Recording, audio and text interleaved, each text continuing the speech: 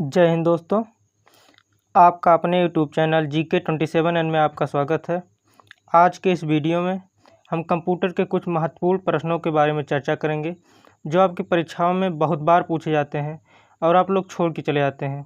तो आप लोग इस वीडियो को पूरा देखें और अपना प्यार दें। तो चलिए बिना किसी देरी के वीडियो को शुरू करते हैं। हमारा पहला क्वेश्चन है, कंप्यूटर के आविष्कारक कौन हैं? तो हमारा सही आंसर हो जाता है चार्ल्स बेबेज। एक कंप्यूटर के पितामह भी कहे जाते हैं। हमारा अगला प्रश्न है, कंप्यूटर के क्षेत्र में महान क्रांति कब से आई? तो 1960 से कंप्यूटर के क्षेत्र में महान क्रांति आई। हमारा अगला प्रश्न है, कंप्यूटर का हिंदी नाम क्या है? तो संगणक कहा जाता है कंप्यूटर को हिंदी में। हमारा अगला प्रश्न है, प्रतिवर्ष विश्व कंप्यूटर साक्षरता दिवस कब मनाया जाता है? तो 2 दिसंबर को कंप्यूटर विश्व साक्षरता दिवस मनाया जाता है। हमारा अगला प्रश्न है, CPU का पूर्ण रूप क्या होता है? CPU का पूर्ण रूप क्या होता है? Central processing unit. हमारा अगला प्रश्न है, सबसे पहला कंप्यूटर का नाम क्या था? तो इनियाक था कंप्यूटर का पहला नाम। हमारा अगला प्रश्न है, आधुनिक कंप्यूटर की खोज सर्वप्रथम कब हुई थी? तो 1946 में आधुनिक कंप्यूटर की खोज हुई थी। हमारा अगला प्रश्न है, इनमें से कौन सर्च इंजन नहीं है? तो Google, Yahoo, Baidu, Wolfram alpha, ये तीनों जो हैं वो सर्च इंजन हैं। हम लोग इसका उपयोग सर्च करने के लिए करते हैं। वॉल्फ्राम अल्फ़ा ये सर्च इंजन नहीं है। हमारा अगला प्रश्न है, कंप्यूटरों में प्रयुक्त IC चिप बनते हैं तो सिलिकॉन से बनते हैं। हमारा अगला प्रश्न है, इंटरनेट के पते में पद HTTP का पूर्ण रूप क्या होता है? HTTP का पूर्ण रूप हाइपर टेक्स्ट ट्रांसफ़र प्रोटोकॉल होता है। हमारा अगला प्रश्न है, किस कंप्यूटर के प्रोग्राम में बच्चों द्वारा प्रयुक्त भाषा प्रायः कौन सी होती है? तो लोगो जो होता है ये बच्चों द्वारा प्रयोग की जाती है। हमारा अगला प्रश्न है, एक सुहासा निजी कंप्यूटर जो आपकी गोद में रखने लायक छोटा सा होता है क्या कहलाता है? तो नोटबुक कंप्यूटर कहलाता है। हमारा अगला प्रश्न है, कोड अंतरक एक प्रोग्राम है, वह निम्नलिखित में से किसके प्रोग्राम का रूपांतरण करता है? तो एक कोड अंतरण से मशीन तक होता है। हमारा अगला प्रश्न है, मल्टी प्रोसेसिंग होती है तो एक से अधिक प्रोसेसर द्वारा मल्टी प्रोसेसिंग होती है। हमारा अगला प्रश्न है, निम्न में कौन इनपुट इकाई है? इनमें से सभी हैं, माउस, कीबोर्ड, स्कैनर इनपुट होता है, एक आउटपुट होता है। तो इनपुट डिवाइस पूछा है तो माउस, कीबोर्ड, स्कैनर ये सब इनपुट डिवाइस हैं। हमारा अगला प्रश्न है, 1 किलोबाइट कितने बाइट के बराबर होता है? तो 1024 बाइट के बराबर होता है। हमारा अगला प्रश्न है, 1 मेगाबाइट कितने किलोबाइट के बराबर होता है? तो 1024 किलोबाइट के बराबर होता है। हमारा अगला प्रश्न है, 1 गीगाबाइट जिसे हम GB कहते हैं कितने बाइट के बराबर होता है? 1024 MB के बराबर होता है। हमारा अगला प्रश्न है, निम्न में से ऑप्टिकल मेमोरी किसे कहा जाता है? CD-ROM को ऑप्टिकल मेमोरी कहा जाता है। हमारा अगला प्रश्न है, CPU में कंट्रोल, मेमोरी और तीसरा कौन सा यूनिट होता है? अर्थमेटिक लॉजिक या लॉजिक कहते हैं। हमारा अगला प्रश्न है, CPU के ALU में होते हैं तो रजिस्टर होते हैं जिसे हम प्रतिरोध कहते हैं हिंदी में। हमारा अगला प्रश्न है, गणना और तुलना के लिए कंप्यूटर किस भाग का प्रयोग किया जाता है? तो गणना और तुलना के लिए ALU का प्रयोग किया जाता है।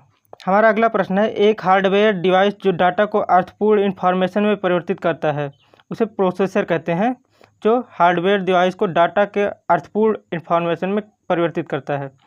हमारा अगला प्रश्न है, प्रोसेसर के 3 मुख्य भाग हैं तो ALU, कंट्रोल यूनिट और रजिस्टर प्रोसेसर के 3 मुख्य भाग हैं। हमारा अगला प्रश्न है, CPU और I/O के बीच सिग्नलों में मूवमेंट को नियंत्रित कौन करता है? तो कंट्रोल यूनिट होता है, वो CPU IO के बीच सिग्नलों के मूवमेंट को नियंत्रित करता है। हमारा अगला प्रश्न है, कंप्यूटर के सेंट्रल प्रोसेसिंग यूनिट का फंक्शन है? तो एक गणना एवं प्रोसेसिंग करता है कंप्यूटर के सेंट्रल प्रोसेसिंग यूनिट का फंक्शन। हमारा अगला प्रश्न है, निम्न में से कौन सा कंप्यूटर का बुनियादी कार्य नहीं है? ऐसा कौन सा कार्य है जो कंप्यूटर नहीं करता है? टेक्स्ट को स्कैन करना है, ये प्रिंटर द्वारा किया जाता है। हमारा अगला प्रश्न है, परिचालन संपन्न करता है? अर्थमेटिक हो जाएगा आंसर हमारा। हमारा अगला प्रश्न है, कंप्यूटर में अधिकांश प्रोसेसिंग किस में होती है? CPU में होती है, इसे मस्तिष्क कहा जाता है कंप्यूटर का।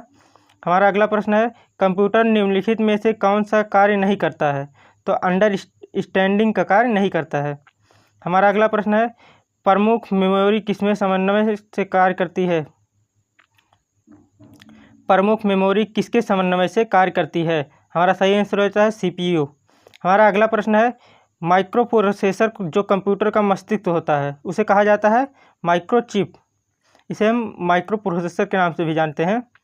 हमारा अगला प्रश्न है कंप्यूटर द्वारा प्रोड्यूस किया गया परिणाम है। तो आउटपुट कंप्यूटर को हम इनपुट देते हैं, कंप्यूटर हमें आउटपुट देता है। हमारा अगला प्रश्न है इनपुट का आउटपुट में रूपांतरण किया जाता है तो CPU द्वारा किया जाता है।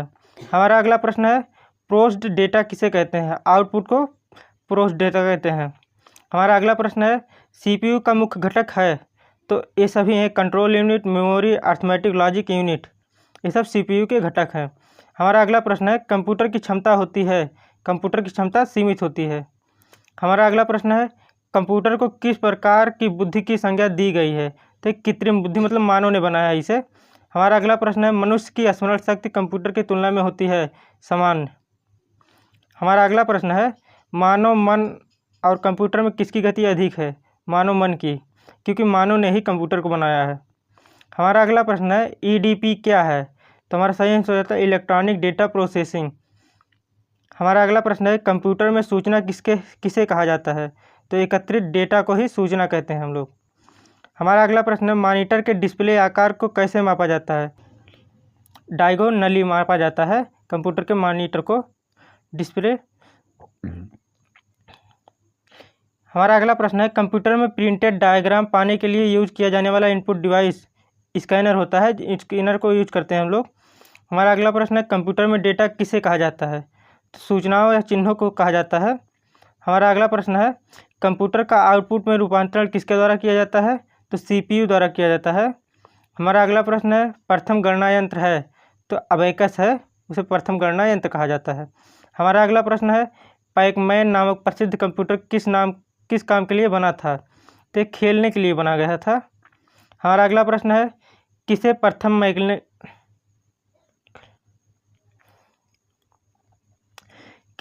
सर्वप्रथम मैकेनिकल कैलकुलेटर का निर्माण किया था? तो ब्लेज पास्कल ने मैकेनिकल कैलकुलेटर का निर्माण किया था।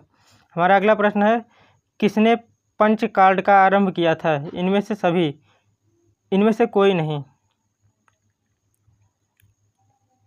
इस वीडियो में इतना ही, मिलते हैं नेक्स्ट वीडियो में। जय हिंद। अगर वीडियो अच्छा लगा हो लाइक शेयर और सब्सक्राइब करें। जय हिंद।